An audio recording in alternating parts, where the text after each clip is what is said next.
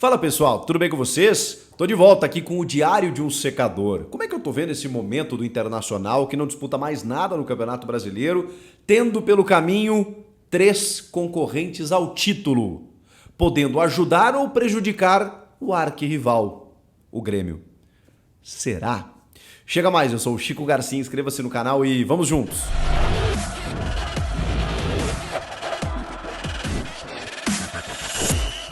Quis o destino que o Internacional, neste momento, sem disputar muita coisa, porque não vai chegar na Libertadores e não vai ser rebaixado, já chegou aos 43 pontos. Então, o que sobrou é uma vaguinha na Copa Sul-Americana, beleza? Que vai ser conquistada, ou no máximo dos máximos o Inter vai ficar naquela fase do limbo, mas é muito difícil, né?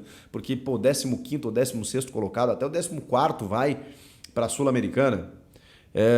O Inter vai conquistar essa vaga ou, no mínimo, não vai ser rebaixado. Então o Inter já cumpriu a meta e é isso que a gente está vendo em campo. O jogo contra o Fluminense foi um retrato disso, né? Um time de ressaca, descaracterizado, o Kudê até ficou irritado, né? Com a pergunta do José Alberto Andrade, né, falando sobre isso, mas é verdade, cara. Não tinha o Cano, não tinha o Marcelo, o Keno e o Ganso estavam no banco, o Felipe Melo também estava fora. O Diniz preservou os caras entortaram, encheram o caneco comemorando uma Libertadores, normal. E o Fluminense realmente não tem mais o que fazer no campeonato. E o Inter em casa não conseguiu vencer esse time. Com uma atuação apática, amorfa, sem muita empolgação. O próprio Kudê já disse, né, que enfim, tá tendo dificuldade para motivar os caras sem brigar por muita coisa. A grande questão é que foi uma pancada muito grande. O Inter tinha, não digo convicção, mas tinha grandes esperanças de conquistar uma Libertadores, que daria inclusive vaga para a próxima Libertadores, e de repente, quando se voltou para o Campeonato Brasileiro, a situação era mais complicada e o elenco meio que sentiu, né, obviamente, o baque dessa eliminação pro Fluminense e não conseguiu se recuperar e, cara, não vence mais em casa, né? O Inter tem uma sequência de não vencer em casa. Perdeu para o Coxa, empatou com o América, empatou agora com o Fluminense em 0-0, não conseguiu fazer um gol num time que está de ressaca, complicada a situação. Como que esse Internacional, e aí eu pergunto para você, vai fazer frente contra 3 concorrentes ao título? A gente pode entender que não é que o Inter vai, sei lá, facilitar para esses caras para prejudicar o Grêmio. O Inter pode muito bem perder esses jogos porque não tem jogado bem. Essa é uma análise. Agora tem a análise da rivalidade. Porque se o Inter estivesse no Z4, se estivesse na zona do rebaixamento e fosse enfrentar esses adversários, eu não sei se iria vencer, mas eu tenho certeza que o Inter iria fazer uma frente maior, iria fazer uma luta maior. Agora eu não sei, porque, primeiro, não disputa nada. Segundo, se vencer, pode ajudar o rival. Eu não sei se isso entra na cabeça do jogador, honestamente. A gente tem alguns episódios, né?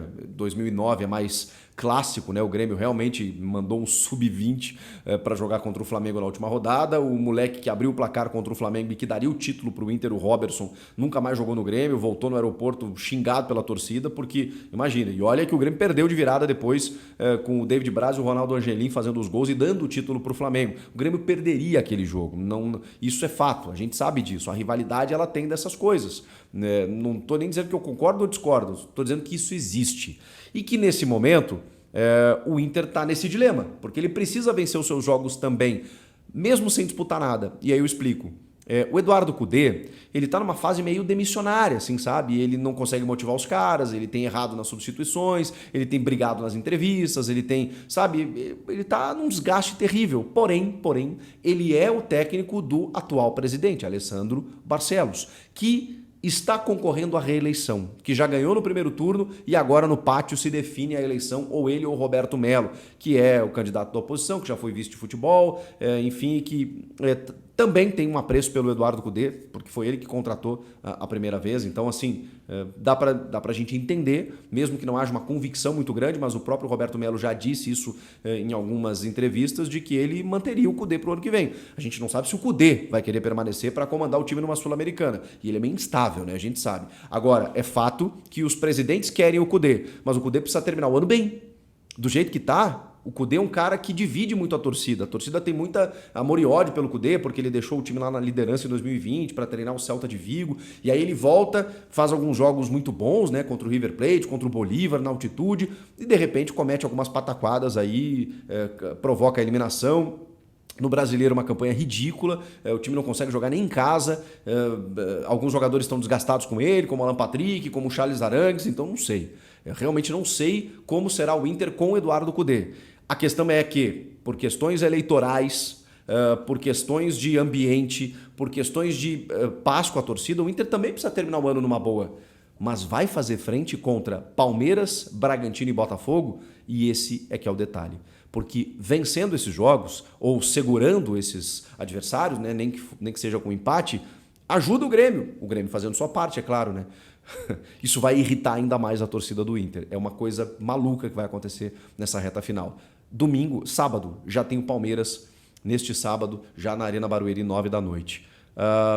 Na teoria, o Palmeiras, que mesmo depois da pancada que tomou para o Flamengo 3-0, é favorito, está disputando o título ainda e tem uma tendência de vencer.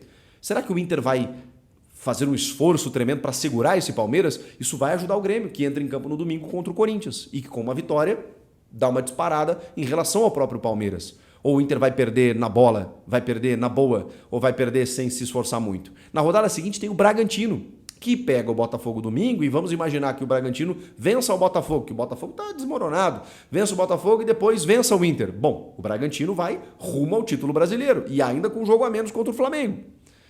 Depois, o Inter tem Cuiabá e Corinthians, que não tem nada a ver com o Grêmio, com a disputa do título, e na última rodada o Botafogo. Se o campeonato não estiver definido até a última rodada, o Inter pode sim ser o fiel da balança contra o Botafogo. Que coisa. Eu não acho que o Inter vá entregar.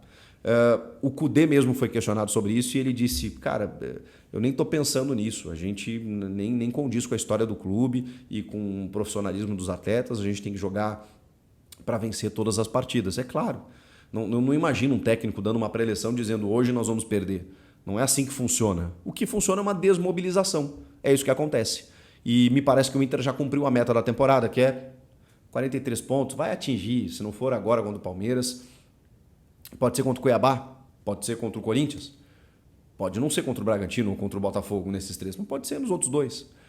Tem tempo para o Inter garantir uma pontuação e ficar livre, mesmo que não venha a vaga na Sul-Americana. O que não dá é para o Inter realmente ajudar o Grêmio numa corrida ao título. Mas o Grêmio também precisa fazer a sua parte. Então, são muitas variáveis.